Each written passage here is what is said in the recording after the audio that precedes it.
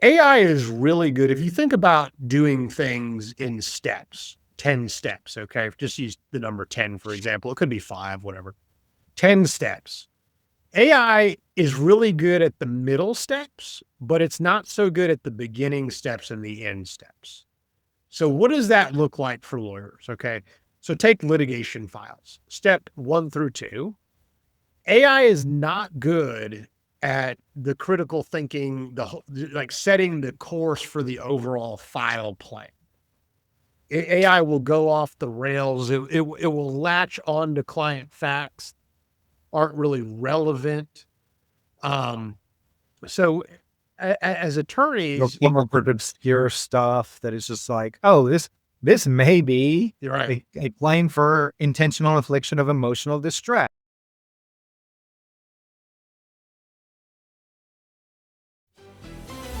Welcome to episode 114 of the Weekly Docket, a podcast by the Silverman Law Firm where we talk legal news and practical law.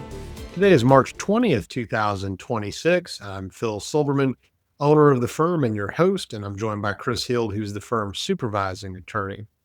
Now, Chris, I know we're not supposed to mention his name, okay, if we want the podcast to show in social media results, but I really don't care at this point. This one is for our loyal listeners that find us regardless of what's in their real where their for you reels or whatever it is, okay? Because this is just too funny to pass up. Have you seen the Trump Japanese Prime Minister interaction? I have not. You have no idea what I'm talking about. Okay. Well, I didn't know the government was shut down. Okay. So All right. Well, that's another topic. Sort of is, sort of not. I don't know. TSA is a problem, but let's. We are fighting a war in Iran. At least you know that, right? So, we're bombing people in Iran anyway, and we need to secure the Strait of Hormuz, which I don't know if I'm saying the right Strait of Hormuz, which all these oil and gas tankers can get in and get out. And so the price of oil can go back to being normal and all of that. So the United States, Trump says, hey, maybe we need a little bit of help. So he invites the Japanese prime minister, seems like a very nice lady, over to the White House. And they're having a little press conference. And, Trump wants some help. Hey, you need to give us some minesweepers or some ships or something, help us keep the Iranians from blowing up oil tankers in the water. And I guess they're negotiating this or they've already negotiated it, but maybe they're just doing a public press section where the reporters get to ask questions. And a Japanese reporter's called on and gets the courage to ask a question. And so the Japanese reporter says, well, why didn't you tell Japan before you attacked Iran? Why didn't you just tell us? Why didn't you give us a heads up? And the implication being, well, we would have been much more likely to help at this point if you had done that. And this is what Trump says, and I quote, we didn't tell anybody about it because we wanted surprise, he said. Who knows better about surprise than Japan, okay? Why didn't you tell me about Pearl Harbor? And I mean, it was hilarious. The funniest thing is you should have seen the look on this Japanese woman's face when he said that. And you got to go find the video. I probably watched it like over and over again, like 100 times. Just absolutely hilarious. The funniest thing I've ever seen. It's like when grandpa does something wildly inappropriate at Thanksgiving. So, but funnier because he's the president. yeah, that honestly almost seems to border on okay. It probably crosses the line, but you're making a joke at their expense. Decisions they made, but yeah, we probably shouldn't joke about that. Well, we're asking for their help, as well. We want to bring the bold stuff. Let's keep that in the past. My wife, who's been canceled, I think, from social media, I think a couple of times now, she thinks it's the best quote ever. Thinks it's absolutely inappropriate question thing to say, and wonders why people don't say things like that more often. But I don't know exactly how I feel about it. But we got to move on. That was funny. What's on our docket today? Big news, Chris. I don't think you've read my chat messages in the firm chat room, but very excited. I was so excited about this because you know how you get news and it's so exciting you almost don't believe it, like it can't be true. And one of my buddies at my tennis club, I'm gonna give a shout out to. I can't mention my name. He did not give me permission, but he's a real estate investor. And he asked me for free legal advice all the time. And then I ask him, why don't you hire me ever? And he says, I'm too expensive, which is just ludicrous, but that's a whole nother topic. But I don't think we've ever been called too expensive. no, I agree. But, so he sends me the news and the headline of the email is judge overturns FinCEN real estate reporting rule. And I'm like, is it true? Could it possibly be? And I was so excited because we've done all this work on this. We're implementing it, charging clients more money for it. It's terrible. It's a compliance nightmare. It's on the title side. It's on the law firm side. So I go and check it out. And sure enough, the judge out of the Eastern District, he has in fact struck the rule down. Okay. But let's talk about, that's good news. It's great news. Let's talk about the rule for our listeners that aren't caught up to speed. There was a FinCEN, which is a department within the U.S. Treasury, requiring that real estate transactions granted to entities or trusts that are basically all cash transactions, those have to be reported to them. And it's not just like, oh, tell us when you do it, give us a name or two. It's like hours of reporting and complex questions, and it's terrible. And we destroyed an entire weekend of my life. I wrote manuals for it. I've got it all set up. We just did our first 2 or 3, and the poor clients who are used to paying at this time $500 for a deed are now paying $1,000 for a deed because of the reporting requirements. So the idea was that all cash transactions are bad and they're money laundering. This new rule is going to take care of all of that. And we're going to put that burden on title companies and real estate lawyers like us. Well, Chris, you remember you asked me, you said, well, Phil, don't you think this one will get shot down like the other one? Do you remember asking me that? So, Dude. And I said, what was my answer was like, I don't know. This one doesn't have a lot of powerful lobbyists like the last one did. Okay. And it took a bit longer, but today, the day we got the news, March 19th, no, it was yesterday, March 19th, 2026. The court at Eastern District vacated the order. And I was, my concern when this comes out, Chris, because the plaintiff was a title company. And I thought, well, maybe the rule is just going to be like very narrowly tailored only for title companies. And then we still had to comply. That was my initial thing. But then I checked the order and it says this, it just says pursuant to the court sets aside and vacates the final rule, anti-money laundering regulations for residential.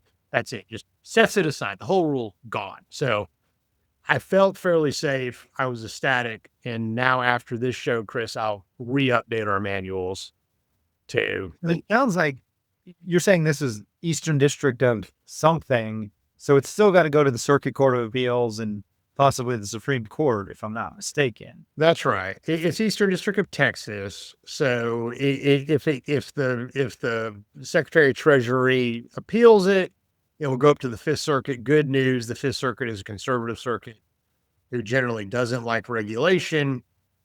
And yes, I guess it could go up to the Supreme Court. But Chris, don't steal my happiness. So I won't. Hey, it at least bought you months and months.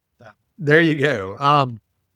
The reasoning, the court's reasoning is kind of interesting in this. And the argument, the plaintiff, the title company, okay, filed a summary judgment motion, and then the Secretary of Treasury filed a counter, their own motion for summary judgment, which basically means then the judge just hears both sides and let's decide whether the rule is valid or not. And the court really focused on this idea that the Department of that FinCEN was making, is that judge or court, all these cash, anytime there's a cash transaction in real estate, it's inherently suspicious. Of course. And the judge thought about it, the court thought about it, and said, well, there's not this, the word suspicious isn't really in the code. So if it's not in the code, we need to give it ordinary meaning. So you know where they go for ordinary meaning, right, Chris? We get the Merriam-Webster's dictionary definition of the word suspicious. So and the Oxford English Dictionary, and it was what do you think suspicious means? Okay, something is wrong based on the facts or slight evidence rather than mere speculation. Suspicious, right? Whatever the dictionary is going to say about that.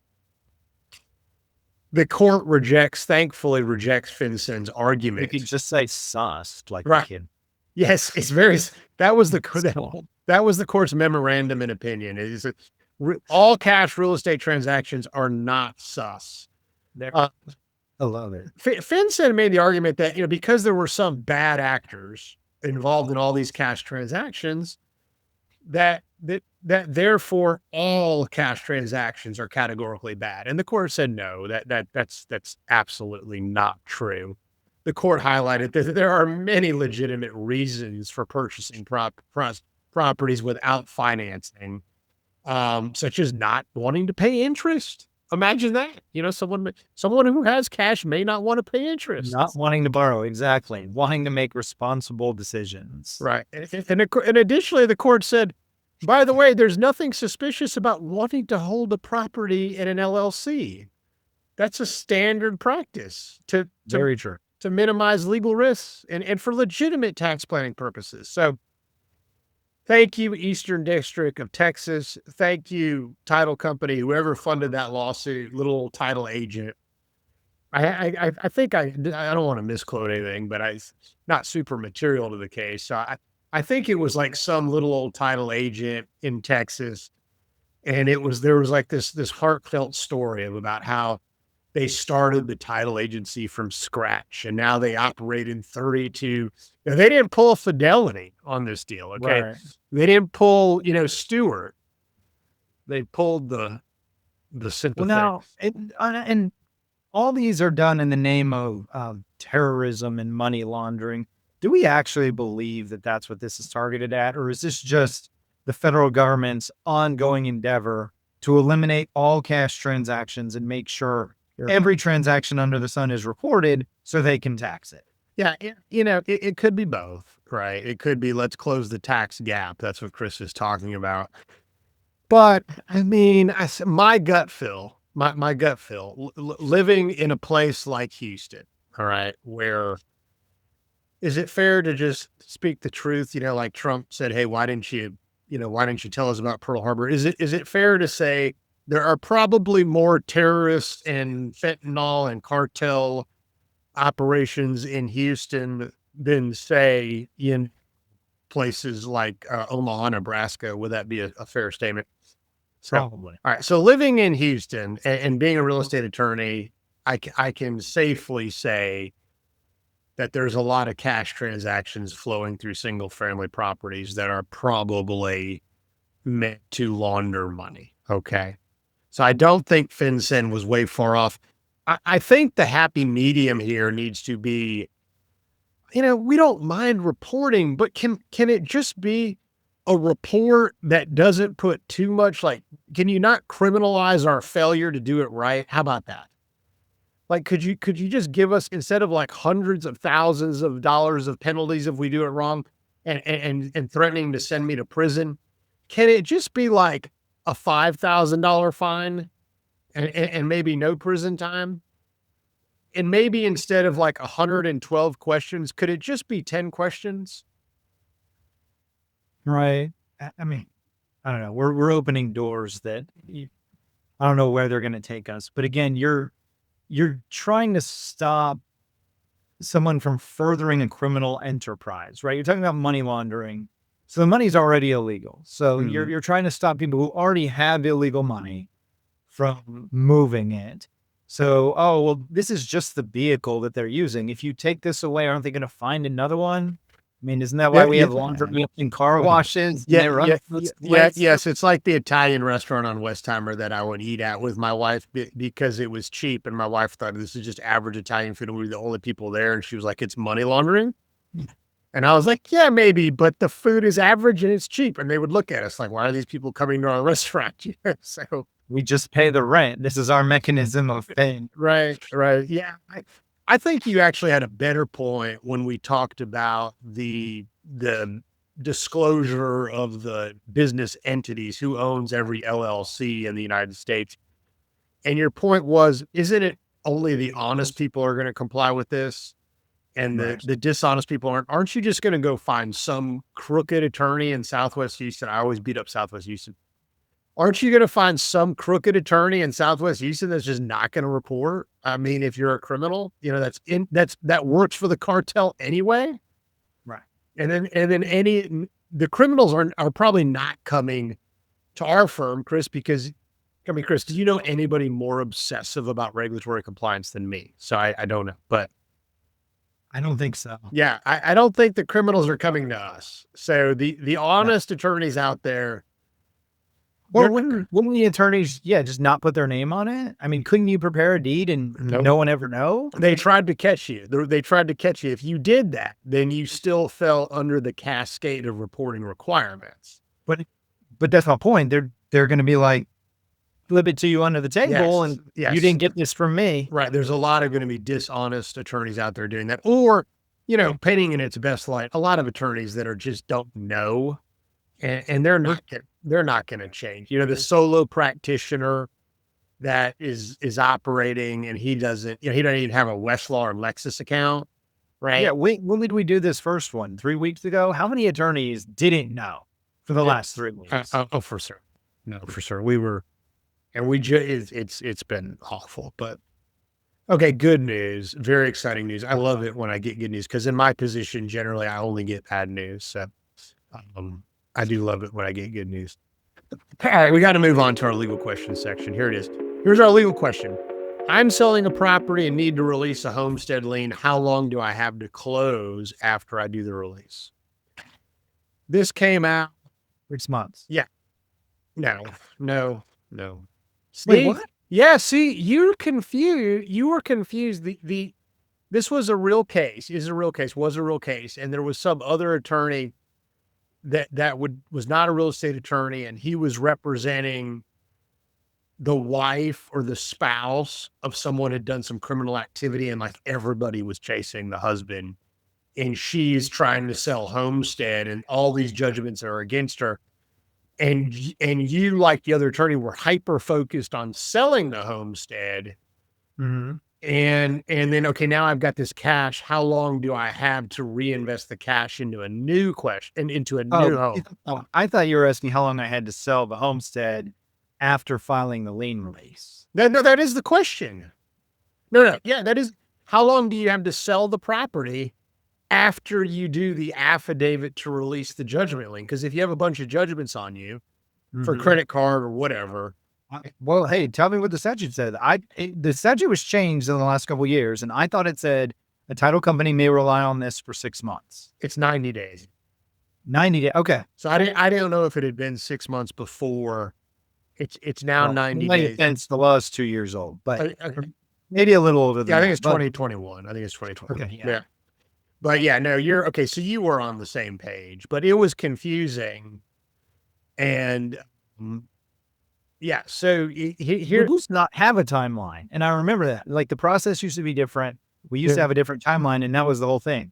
People call us and they say, I want this lien released. And I said, well, when are you selling your property? Oh, I'm not selling it. I found this lien. I want it gone. And our advice to them was always, well, look, if you're not going to sell within the next year, I promise you a title company is not going to rely on this affidavit from a year ago. They're going to want something updated because, again, you could have switched it to non-homestead property for a year and then move back into it. Yeah, that's right. That's right. I'm kind of a fan of filing maybe even when you're not, at least one time, even when you're not attempting to close. And here's why, and this is not in the code, and this is a little bit of strategy in the law, according to Phil. I just think it's a great way to establish your position in the real property records to dissuade judgment creditors from trying to, foreclose on the property through collections efforts and forcing you to raise the affirmative defense. Okay. And I get it. When you actually go to sell, you're going to want you're going to have to maybe do it again. But that's not the point of this question. I think people could disagree with that, but I do like it for that reason. So you could just file a regular old homestead affidavit that says, hey, yeah, this is my homestead. That could kind of do something similar. Yeah. So I think we jumped way too into Yeah, sorry. I thought I could skip to the end. Well, it was just too much in the meat. I think for our listeners out there, like, what's going on? Let me just be clear. You get some judgments against you that are from credit cards or business lawsuits from a business gone bad. You're not really collectible. You're allowed to own your homestead and property in Texas. No one can take the place where you live. But let's say you want to sell it. The title company has to know that that's actually homestead. So we have this process in Texas. It's under property code 52.0012. And it allows you to file this affidavit. You file the affidavit. You have to give the creditor notice. Then you file the affidavit. And then so how long then can the title company rely on that? And it's 90 days from the certificate of mailing is the operative date. Okay. So you file a certificate of mailing, and it's 90 days from that. That the creditor, can't, that the title company. It's actually okay. I misquoted. It's the 31st day after the certificate of filing, and then it's 90 days, because certificate of mailing 31 days and then 90 days. Okay. I think that's it. Something like that. Read the code section if you get there, but it needs to be within that time frame. Okay. So yeah, that's the problem. People just want liens released, and yeah, because previously we didn't have that guidance. And so I actually think that clears that up, and it's kind of nice. Yeah. But only you were meaning to ask this question, but once I get the funds, how long do I have to go buy another homestead? Yeah, that cash can be reinvested in another homestead. I think 6 months. I can't remember if it's 180 days or 6 months. Difference might be a couple of days, but yeah. Okay, we just absolutely murdered that one. I feel good about that one. So I shouldn't have thrown you off from it. Thought I knew the answer. Yeah. All right. And then my favorite part of the show. Oh, by the way, we normally do like a what's on our docket thing. Okay. But I do? Yeah, we in this show, at the beginning of the show, okay. I normally say, and what's on our docket today? You- Yeah. And instead of doing that, I just went right into the content. So You can do it now. let's do it. Let's do it now, and maybe I'll copy and paste back up for the production, or maybe I won't. But you're going to be doing a lot of editing on this one anyway. So okay. I'll apologize for giving you all this extra work. No, all right. What's on our docket today? We're going to talk about some crazy stuff Grandpa Trump said in the White House to the Japanese Prime Minister. All right, about Pearl Harbor. Spoiler alert. Okay. Then we're going to answer a question about homestead releases and how long you have to close your deal after you do your judgment lien release for your homestead. And then finally, we're going to be ranting and raving about why no one is listening to me about AI taking all the lawyer jobs. No one's listening to me. Okay. You completely left out FinCEN, your favorite thing. I forgot the FinCEN. Okay. We're also going to talk about FinCEN, and, in our legal news section, about why I was so excited that we no longer have to do all this FinCEN reporting. Okay. We couldn't escape a show without AI. I knew we were not escaping a show without AI. Some of my friends that are listening to the show, they want us to make the whole show about AI and lawyers. Ooh, please. No, when's our next shoot? I might be sick.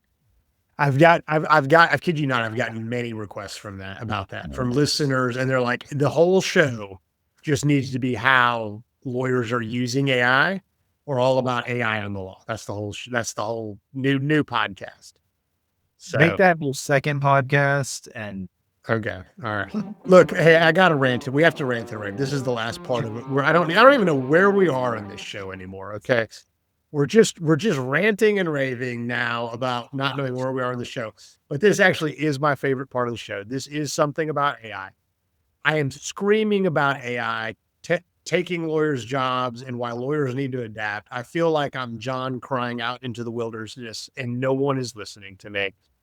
So let me give you 3 real world examples. Are you ready? biblical reference? Because I don't know that one either. That is, did you ever look up my previous biblical reference? I did. I asked by lookup, I asked Alexa and I had a conversation with AI Alexa. I can't even remember the previous biblical reference I gave you, but something about not dining with angels, but sitting with angels. Oh, you never, we were talking, you never know when you may entertain angels. And yeah, you said a request had come in from an attorney and we get lots of requests to talk to us for consultations from fellow members of the bar, because oftentimes they're working on a case and they need help with real estate, probate, business, or whatever. And you had said, "Oh, this guy's a big time lawyer, treat him extra well." And I said, "I absolutely will. I've never heard of him, but you never know when you may be entertaining angels." And it's a reference to when angels visit Abraham. And Abraham ends up, treating them very well. Okay. So anyway. But I actually like it. First, I didn't like it. Then I did like it because I don't like the idea of, well, treat everyone well because you never know when somebody might be important or you never know when somebody might be something. That shouldn't be your motivation. Your motivation should be, I want to treat everyone well as though everybody is the most important person in the world, because it doesn't matter. That's right. That's right. And that's, if the Beast from Beauty and the Beast would have realized that, he would not have been a beast for however many years. Never mind. You and I both have daughters. And so it's like, I can't even, the timetable of Beauty and the Beast 1, and then he becomes human at the end. And then it's the Christmas Beauty and the Beast, and he's back to being the Beast again. But if the prince would have known to treat that old lady well, then no problems. Okay. No problems. So, oh my goodness. I'm like, we're so all over the place. I too much coffee. I'm John crying out into the wilderness. Listen to me, all the attorneys that are listen to the show. AI is taking jobs, not tomorrow, not a year from now, not 2 years from now, but today. And here's 3 real world examples. All right. Chris, our escrow officer, Shane just called me. I got to put you on this project, Chris, after this show. It's got to be done like today. Okay. So it's, oh boy, it's like an $85 million closing. So anyway, the escrow officer calls me up and says, "Hey, Phil, I need a critical dates letter reviewed or done." And if you don't know what a critical dates letter is, you're doing a closing. There's a contract. The parties in the contract expect a letter that have the critical dates, sort of like an abstract of the contract. I think it's really dumb and a risky practice because a lot of escrow officers don't use attorneys to do this. And we're relying on this escrow officer to pull operative dates out of the contract and say, "Hey, when does the feasibility period end? When do you have to have your environmental checks done? When do you have to get your earnest money," whatever. I just think we need a big disclaimer on the bottom of our letters, or our critical dates letters, Chris, says this is not legal advice. You should verify with your own independent counsel. That's what I think. Okay. So I said, "Shane, look, take the earnest money contract, throw it into our enterprise grade Gemini. That's with purpose because I want everybody to know we're in compliance with the confidentiality rules on AI. Upload the purchase money contract, prompt it to generate a critical dates letter, and it will throw all the dates in and just check them. Okay. Just check the dates." And she was surprised that it could do that. I did not know that it could do it. And then she did it and sent it over to us. You're getting ready to review that.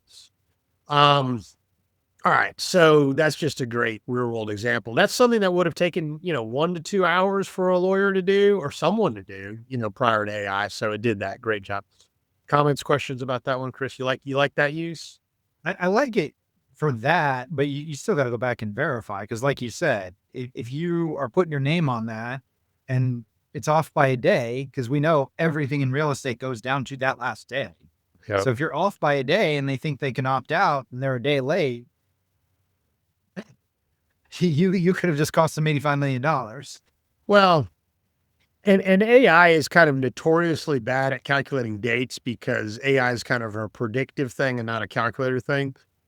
There are ways to kind of skirt around it. One of the ways is you put here's your critical dates letter, and the option period ends 30 days from the effective date of this contract. That way you're not putting a date out there. You're just quoting the language. You like that?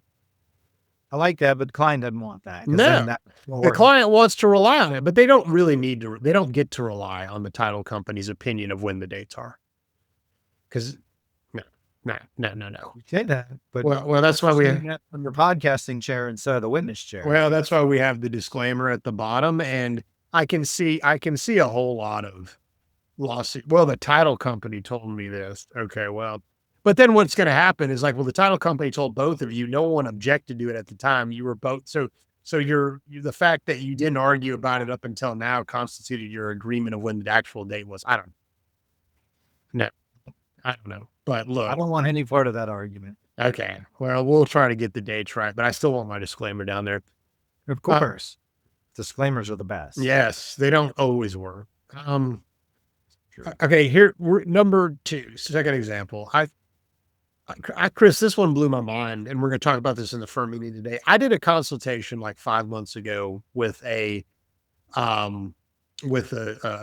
potential new client. It was a really small lawsuit. She wanted to sue her contractor that really screwed up a project.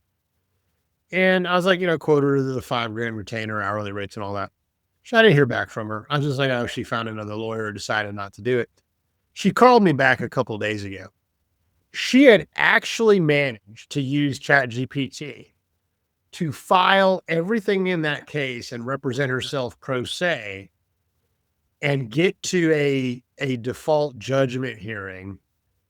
And the only thing that stopped her was her plaintiff entity was an LLC. And the judge is like, I can't sign because, you have to have an attorney. So go back out and get an attorney. And then she called me back. It wasn't pretty. Okay. It wasn't like the cleanest, well-formatted documents in the world, because when you use something like ChatGPT, you're generating the text and the pleadings in an LLM, and it doesn't copy and paste over to the Word document so well. So the pretty like header on the case and the style and the formatting and all that was way off. But it was actually good enough. It was pretty much like an attorney in Southwest Houston, did it, right? Oh boy, I'm going to be in trouble. Okay, it was like, yeah, I mean, it wasn't defective.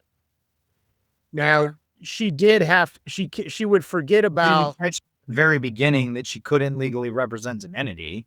So there's that. Yeah, she didn't. Yes, there's that. And it did take her like 3. She had to have like 3 tries at the default amendments to the default motion. Like plaintiff's first amended motion for default, plaintiff's second amended motion for default, because she kept going back, and the judge was like, she didn't know that you had to have affidavits and a military status stuff. So there's stuff we would have known. But she eventually got there, and I'm going to say there's no way she could have done that without AI prior to that. And it was really only just a rule that said, she had to come back to a lawyer. So just an example, I'm not saying it was the most convenient, efficient thing that she did, but it did work. All right. Well, if they can do it without hiring us, people are going to take that 9 times out of 10. They're going to take they'd rather do the labor. They'd rather be told no, come back later. Yeah. just like any other government office. You're like, oh, can't get your passport today. Got to come back with this and this. All right, I'll be back tomorrow. It's going to drive the court crazy. It's going to bog down the court system to no end, right? That judge probably had to have 5 hearings with her. So, that's Good luck to everybody. It's rough on that. It's also, by the way, in probate world, because we practice probate, there's another similar law to that, Chris. Do you know what I'm talking about? As far as the lawyer rule? Yes. For estates. Yeah. Tell the listeners that rule real quick. Well, it's similar to the entity, the unauthorized practice of law. You can't represent somebody else if you're not an attorney. Right. And so if you're, an LLC is its own entity with members or shareholders. So you can't represent the LLC. Same with an estate, unless you're surviving spouse and you're the only beneficiary of an estate. If there's any other beneficiaries, you are the fiduciary for them. You must be represented by counsel. Otherwise, you're effectively practicing law as a representative of other people, and you can't use. Yeah, that's right. All right, here's my last real world example. Serial entrepreneur. He traditionally kind of did a lot of startups, and he'd use this big law firm like over and over again. And it was like every time he did a startup, it was like 60 grand, 50, 60 grand or something like that in transactional fees. His next transactions, that's what he was quoted. He decided to use Claude's legal plugin to do all the documents. He ditched the big law firm, hired another firm willing to do like the last 10% of it, and paid like 5 or 10 grand instead of 60 grand to the big firm. So I think firms like ours win on that, by the way. So if the big firm is losing money, I think they're usually coming to us, and I think we're winning. That's my gut feel at this point. Yeah. And for now, yeah, until, everything's ever changing. But yes, exactly what you described, that would be something that, okay, we can take that work because it's not economical for the big firm to do it. Yeah. They want to do the full work. We can just get it across the finish line, as you said. But here's those are the 3-year-old examples. Here's my final thoughts on AI, and then we'll kind of close. AI is really good. If you think about doing things in steps, 10 steps, okay? Just use the number 10, for example. It could be 5, whatever. 10 steps. AI is really good at the middle steps, but it's not so good at the beginning steps and the end steps. So what does that look like for lawyers? Okay. So take litigation files, step 1 through 2. AI is not good at the critical thinking, like setting the course for the overall file plan. AI will go off the rails. It will latch on to client facts aren't really relevant. So as attorneys, more obscure stuff that is just like, oh, this may be right. a claim for intentional infliction of emotional distress when it's a breach of contract. Right. And we've seen that 2 or 3 times. I've seen that 2 or 3 times this week because we use a lot of AI at our firm, and like grabbing on to random family law code sections and, kind of running with it. And then some of our younger attorneys like not catching it and be like, oh, okay, sounds good to me.